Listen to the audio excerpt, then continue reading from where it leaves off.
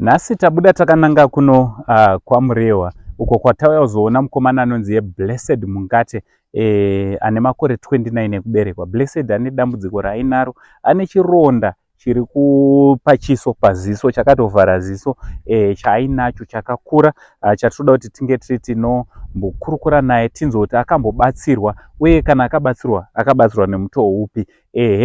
Kune vese vasingaitwe zvakanaka kuona maronda nezvinhu zvisensitive tiri kutiwo viewers discretion is advised. Handiti tiri kungotiwo kana musingakwanise kuona izvi munogona kuteerera zvenyu zvatiri kutaura asi musatarisise, tinokumbirisa kuti musatarisise. So iye zvino taakuenda panonzi paShamu secondary school. Tiri kuenda kurutivi rweShamu secondary school tichitena panonzi pa44. Aiwa, handei munozvinzwa.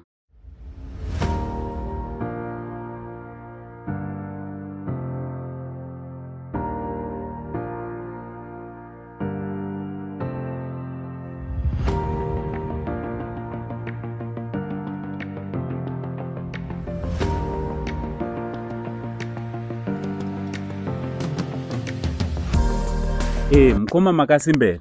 Tinofara makasimbere mukoma. Tiri nani. Mhuri yeZimbabwe ingada kuziva kuti zita renyu munonzani uye kuno kwatiri ndekupi uye mune makore mangani? Zita rangu rekuberekwa ndinonzi Blessed Mungate. Ndakaberekwa mugore 1995 musi wa5 October. Ndipo ndakaberekwa. Kukura muri munonzi Matema Dombo. Mamuri. Ndo muna mukoma Blessed vane urwere hwamuri kuona hwamakatasana nawo kudai. Tichikumbirawo rubatsiro. Tagumirwa hatichaziva kuti ndoita sei. Ronda iri handirare, ndinora nchirwadziwa. Uyezve pari pentime yekutoti kana kutorara chaiko handitomborara kana kudya chekudya chaicho. Handitokwanise kuti ndinda sei ndidye nekuti zvikatanga kundirwadza nditomborara hama dzangu. Ndakumbira rubatsiro. Ruoko rwenyu rukaisa ipapo Mwari anokukomborerai nezvamune maita sei zvamune mabvisa. Varipo vakambozama kuda kubatsira asi vakazombopererwa nekushaya mari kwemari ndo dzakashaika. Kuti nditorwe scan kuti paonekwe kuti chii chacho chaicho kuti madhokita atange kurapa pashaika mari ndoshaika. Saka mukoma mane nguva yakareba sei neurwere uyu uye zvakatanga sei? Nguva yareba yapo 6 years ronda ndinaro. Iyezve kakatanga kari kamhopo. Mhopo iyi yakanoborera nepasi. Yaanotanga kunoborera nepasi. Yaborera nepasi yatanga kureacta. Yareacta yaita ronda. Ndipo ndakamboenda kuparire Nyatwa. Ndaenda kuparire Nyatwa ndakaenda kuorohwe kuti Zimbabwe cancer. Ndipo ndanzi nditorwe masikana, ndakanzi nditorwe. But masikana acho aitodhura. Kuti ndikwanise kuti nditorwe scan yekuti nditorwe yacho hapana, mari ndo yakashaika. Vabereki vangu vese vakashaya. Kuti ndiwane kuti rubatsiro rwakanyatsokuti tsvikiti chaiyo wakanetsa. Pana pandiri pano ndana sekuru wangu ari kutoedzawo kubatsira, sekuru njenje ndo wangu ari kuedzawo kubatsira kuti waone ndironda iri wangazvikwanise sei. Asi sekuru azosvika paukundikana kuti izvi zvaakunetsa izvi hazvichazi zvangu ndega. Kureva kuti manga muchibatsirwa nemishonga yechivanhu? Ndichibatsirwa nemishonga yechivanhu. Kuchipatara ndo pamakangoenda mukanzi masikani akakudhurirai, hamuna kuzombodzokera zvakare? Kuchipatara ndazombodzokera zvakare nekuda kwekushaya mari. Nekuda kwekushaya mari.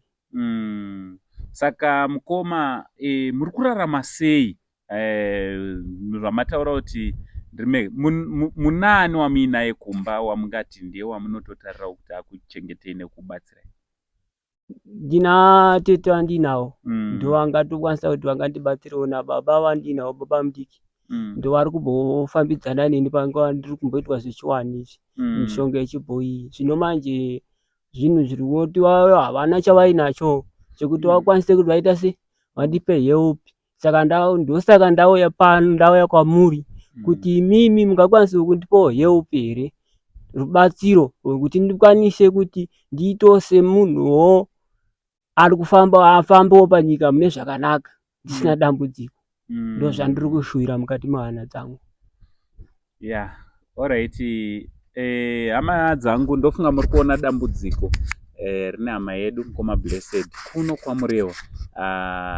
Dambudziko kana richinge rawira umwe wedu idambudziko ratowira tese senyika. So Blessed munin'ina wangu ihanzvadzi yako, munin'ina wangu ini newe, muzukuru wedu, mwana wedu. So hatigone kungomutarira tobva tamusiya. Takudzoka zvakare kuamuri mhuri yeZimbabwe. Aiwa tichiziva kuti munosimira nesu pamanguva dzakaoma kudai, pamatambudziko akadai munomira nesu kuti tinge tiri tinobatsirana namukoma Blessed. Kune vese vakasununguka kunge vari vanobatsirana namukoma Blessed, makasununguka kunge muri munotibata panhamba dziri pascreen, tibatsirane nehama yedu kuti ange ari anorapwa, tangawo kunge ari anorapwa.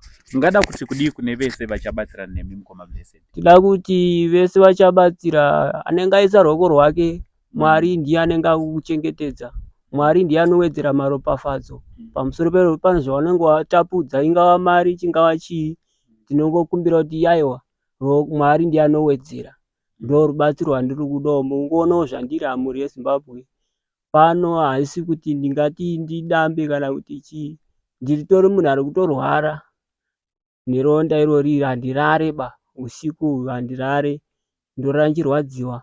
Saka ndikukumbirawo rubatsiro rwenyu mhuri yeZimbabwe, ndoda kuti ndibatsirwe, ndochishuwo changu inini.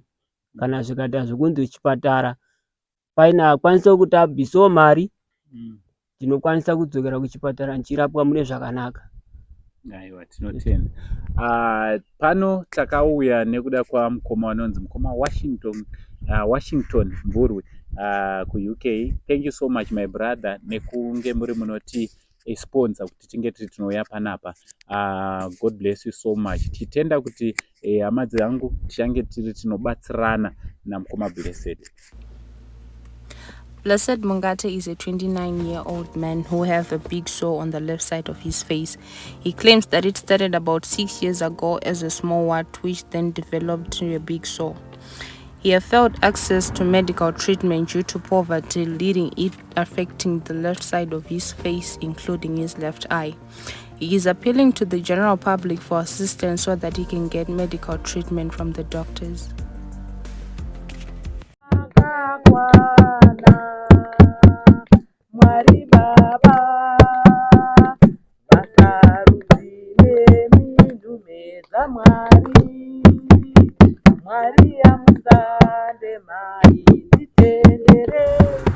Kuna mukoma Washington mumvuri avo vakawanikwa vari vanoona mukoma Blessed vakasvika pavasponsa rwendo rwokuti tiwanikwe tiri tinovaona, tinoti God bless you. Kuna vose zvakare vachabatsira mukoma Blessed, tinoti dai Mwari wamasimba ose akuitira zvakanaka. From Uncle Saint neSaint TV crew, for now tichiti it's much love.